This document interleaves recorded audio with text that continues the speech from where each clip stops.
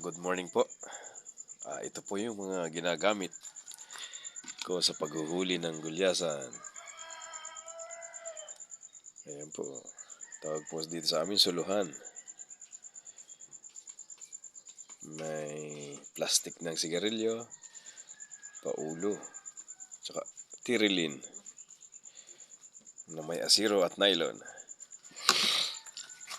Ito naman po pambuya. Double hook. Ito naman po pag mayroong malalaking isda, malasugi, papainan ng isang buong isda. Ito naman po yung stainless. Panghuli din po ng gulyasan ito. Ito po ay handmade lang. Tinudtod, ginawa ng pambis. Ayan, nylon, asiro din po. Ito naman po yung hose. Yung hose. Gamit yata sa motorsiklo ito. Panghuli din po ng gulyasan.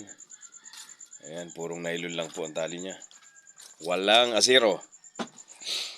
At ito naman po yung bira-bira.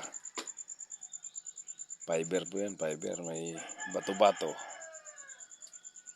At ito po yung patuklo. Mga pusit, ang mga pain.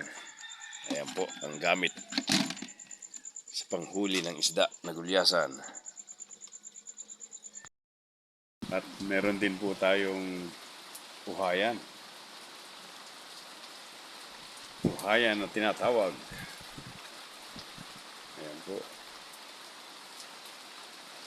572 ang mga kawil or pambis.